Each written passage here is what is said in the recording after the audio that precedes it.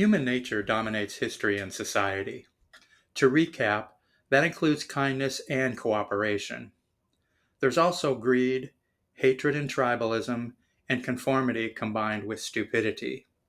They're all covered in a video linked in the description. They've been harnessed by elites since the Colosseum. They've destroyed many a civilization, and they frame the modern world. They're amplified by mass communications, and their warping influence is everywhere.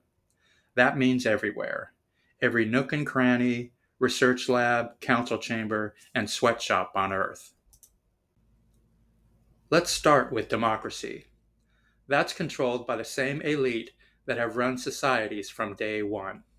To recap, psychopaths are a genetic variant designed to do the dirty work that regular people don't want to do. It's a juicy arrangement. The public put them into power, collect the gains of ruthless exploitation, then complain about the resulting mayhem. As a rule, psychos aren't the best choice for leadership, and there's a list of atrocities to prove it. Most recently, they opened the border to cheap labor, drove the government into debt, and set criminals, drug addicts, and mental patients free to roam the streets. That brings us to the pundit class. All of the above is sold to the masses with simplistic slogans, which trigger the aforementioned conformity and stupidity. Open borders is sold to liberals as humanitarianism, supply side is sold to conservatives as economic stimulus, and the public are too blinded by conformity to notice the details: lost jobs and wages, and interest payments on the debt. But the media's main tactic is the culture war. That works by exploiting tribalism. It's used on partisan news channels and as clickbait by grifters on the net. Either way, it sets the public at each other's throats while the powers that be plunder the financial system. As a result, and despite centuries of social and technological progress, society is the same dog-eat-dog nightmare that it's been since the stone axe. Toxic spin also dominates the university, where the model for mental health is conformity, extreme selfishness, and ruthlessness disguised as practicality. The preferred lifestyle is the wasteful and destructive pattern designed in the marketing department. And don't get me started on the crackpot theories in economics. History is a cherry-picked, anti-Western lie produced by global conglomerates and hostile foreign powers. That maneuver is borrowed from fundamentalist Christians who for centuries have cherry-picked the mean parts of Scripture to normalize their greed and hatred. Sociology is cultural sabotage created to demoralize the public. Spiritual practice was swapped out on day one in favor of the mental masturbation of Western philosophy, and the Judeo-Christian ethic that built our civilization is somehow missing from the curriculum. In economics, greed reinvented itself as consumerism, and the public are twisted into knots by advertising. They don't do restraint, they can't vet industry, and they'll buy anything with a slogan attached. They're currently hypnotized by the trash content of so-called smartphones. That is the brainchild of the scientific method, which was corrupted by greed from the word go.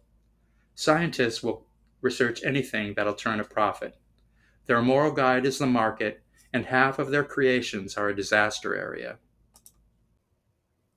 To recap, modern society is shaped by the primitive core of human nature: greed, hatred and tribalism, and conformity fused with stupidity.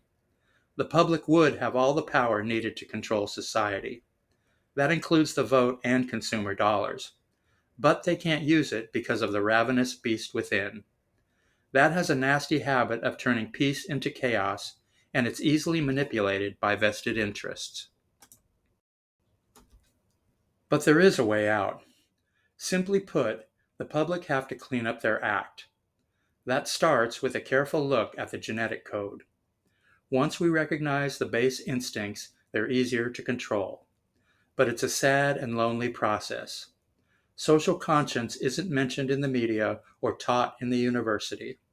It's alien to the mob and incomprehensible to the masses. And it's no fun watching hundreds of millions of dingbats loot the Commonwealth. On the plus side, we can see the world as it really is.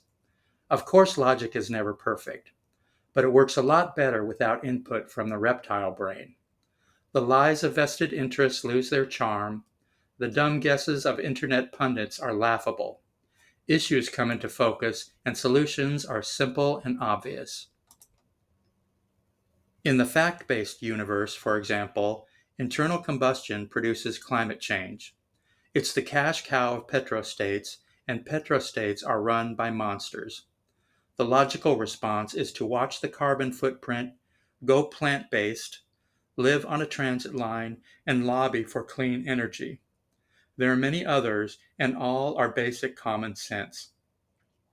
Corporations, meanwhile, poison the environment, exploit populations, and corrupt the political system. Oil money has infiltrated our institutions for some 50 years. It writes legislation, speaks in the media and university, and dominates corporate management. But we have the freedom to vet both business and industry. There are examples of that in history, literature, and the modern world. The Sabot movement was a thing. Hobbits refused dirty industry, and smart people today judge consumer products by their effect on society and the environment. In educated culture, Franciscan poverty was upgraded to simplicity, then to minimalism. That's the eccentric idea in which we use only what we need. It's also a fix for the mindless greed that's wrecking the planet. So a quick look at production and business practices and a few well-placed boycotts would bring global conglomerates in line pretty quick. We can also understand and resist the propaganda machine. A help with that is the Big Book of Propaganda on Amazon. It explains the rhetorical tricks in constant use across the public square, and it's imperative for the public to understand them all. Also, please like and subscribe. The algorithm is tuned for shallow trash, and public bandwidth is filled to bursting with the lies of spin doctors and dumb guesses of dingbats on the net.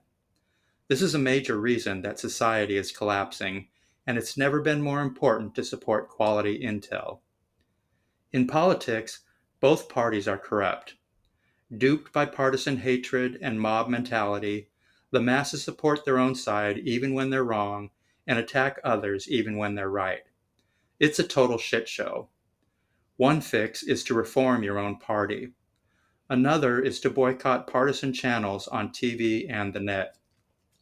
Another is to review both platforms, pick out the flaws, create compromise, and show up at meetings on both sides of the aisle. And Democrats need to confront the college liberals that have controlled the party for 50 years and have been fighting the class war that's turned people against us. So even the most complex problems are fixable without the warping influence of inbred savagery. The rational life is not that hard. It doesn't mean poverty or starvation or doing without anything that we really need. It takes self-awareness to recognize the animal instincts. It wants self-discipline to control them. And it needs strength of character to buck the mob. None of this is beyond your average Joe. But don't expect a reward. The public are too busy with mob culture to notice responsible people. But it's way satisfying to live according to facts, logic, and the ethical framework. There are several of those to choose from, and the benefits are off the chart.